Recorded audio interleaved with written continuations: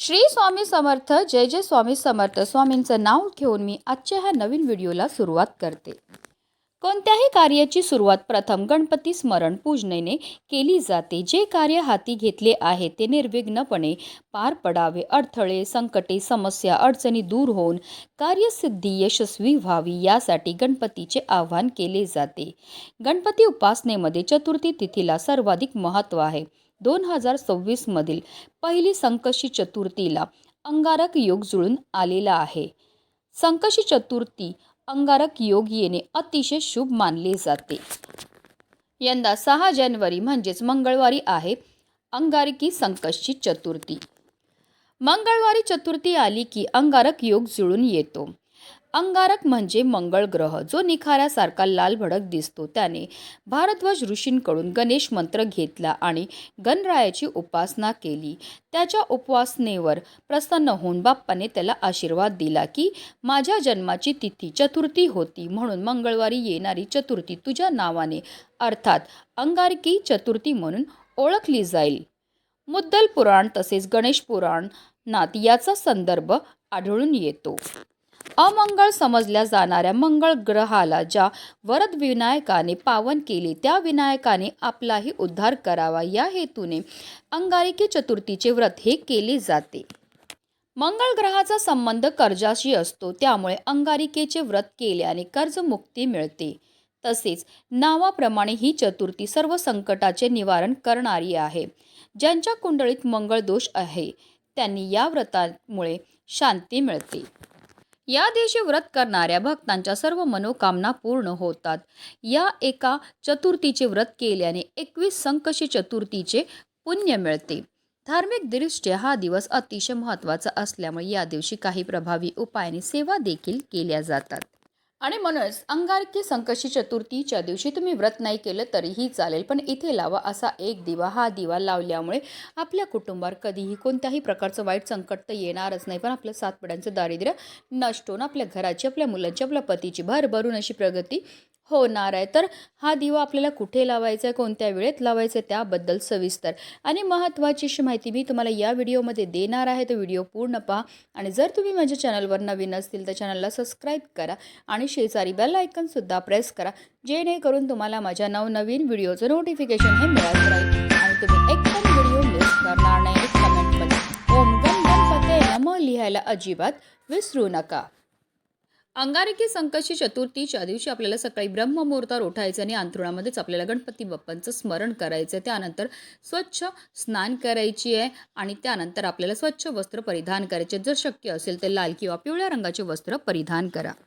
त्यानंतर सर्वप्रथम आपल्याला देवघरामध्ये दिवा हा प्रज्वलित करून घ्यायचा आहे, कारण कोणतीही सेवा किंवा कोणताही उपाय जर आपण अग्नीच्या साक्षीने केला तर त्यामध्ये आपल्याला निश्चितच सफलताही प्राप्त होत असते.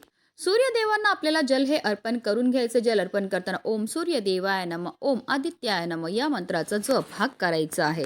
आता जर तुमच्याकडे गणपती बाप्पांचा फोटो असेल तर त्यांना स्वच्छ पुसून घ्यायचं. आता मूर्ती असेल तर तामण घ्या, तामणामध्ये गणपती बाप्पांच्या मूर्तीला ठेवायचं आणि त्यांच्यावर आपल्याला जलाभिषेक किंवा पंचामृताने अभिषेक करायचा. 11 पळी पाणी अर्पण करायचं. प्रत्येक पळी पाणी अर्पण करताना आपल्याला ओम गण गणपते नमः या मंत्राचा जप हा करायचा आहे. आणि त्यानंतर हे जे तीर्थ आहे ते आवर्जून आपल्याला आपल्या मुलांना प्यायला द्यायचं. यामुळे आपल्या मुलांच्या बुद्धीमध्ये वाढ होते. जलाभिषेक करून झाल्यानंतर गणपती बाप्पांच्या मूर्तीला स्वच्छ पुसून पुन्हा त्यांच्या स्थानावर ठेवायचे. त्यांना हळद, कुंकू, अक्षदा, धूप, दीप, अगरबत्ती दाखवून घ्यायचं आहे. त्यांना लाल जास्वंदीचं फूल अर्पण करायचं. तसेच आवर्जून आपल्याला 21 दुर्वांची जुडीही अर्पण करायची आहे, कारण दुर्वा अर्पण केल्याशिवाय गणपती बाप्पांची पूजा ही पूर्ण होत नाही. पूजेचं पुण्यही आपल्याला प्राप्त होत नाही. जेव्हा आपण गणपती बाप्पांना दुर्वाची जुडी अर्पण करणार आहे तेव्हा आवर्जून आपल्याला आपल्या मनातली इच्छाही व्यक्त करायची. असं केल्यामुळे आपली किती कठीणातील कठीण इच्छाही साक्षात गणपती बाप्पा पूर्ण करतात.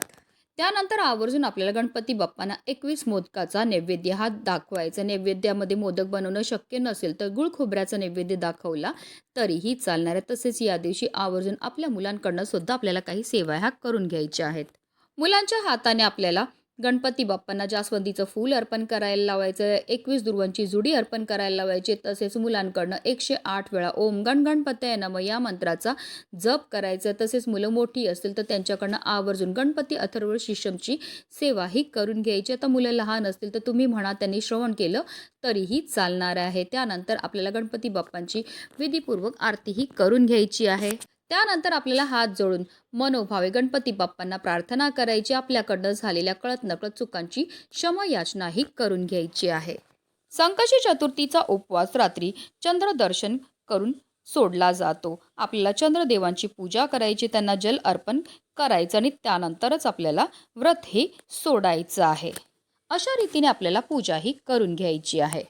देवपूजा करून झाल्यानंतर लगेचच आपल्याला हा उपाय जो आहे तो करायचा. जास्तीत जास्त तुम्ही दुपारी 12 वाजेपर्यंत हा उपाय जो आहे तो करू शकता. त्यानंतर तुम्हाला हा उपाय जो आहे तो करता येणार नाही.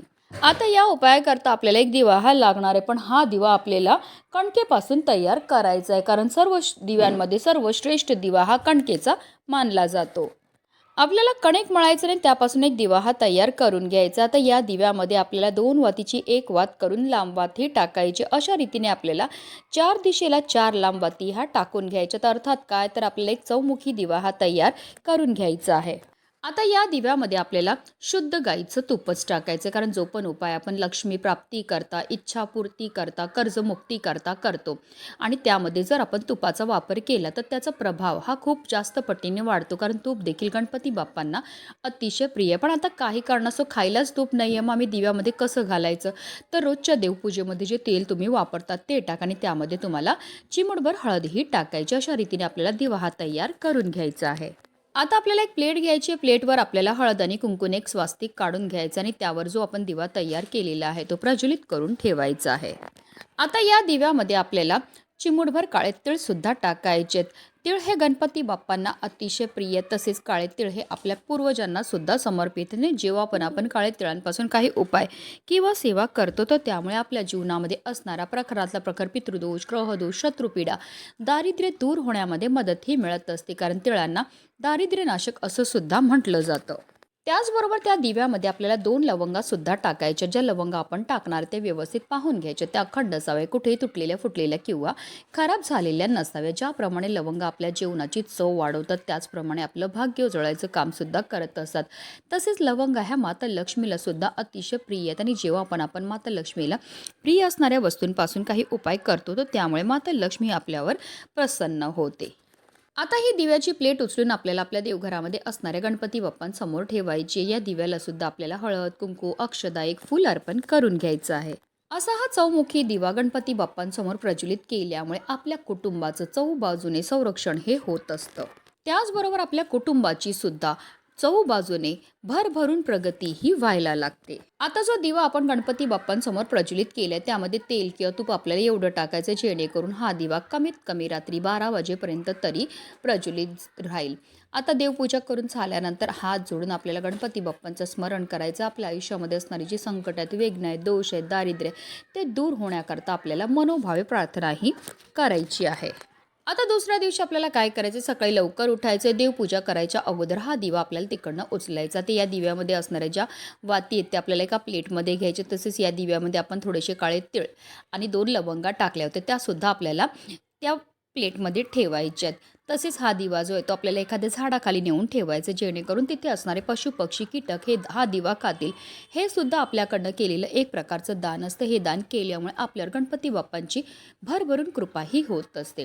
आता ज्या प्लेटमध्ये आपण वाती, लवंगा आणि काळे तीळ ठेवलं त्यामध्ये आपल्याला 2 ते 3 वड्या भीमसेनी कापूरच्या टाकायच्या आणि त्या प्रज्वलित करायच्यात आणि याचा जो धूर आहे तो आपल्या संपूर्ण घरामध्ये आपल्याला ओम गण गणपतये नमः या मंत्राचा जप करत फिरवायचं. जेव्हा आपण कापूरसोबत या वस्तू जाळतो त्याचबरोबर मंत्राचा जप करतो त्यामुळे आपल्या घरामध्ये असणारी जेवढी पण नकारात्मकता, इडापिडा, दोष, दारिद्र्य, अलक्ष्मी असते ती घरातनं बाहेर काढता पाय करून निघून जाते आणि ज्या घरामध्ये कोणत्याही प्रकारचे दोष नसतात त्याच घरामध्ये माता लक्ष्मीचं आगमन हे होत असतं.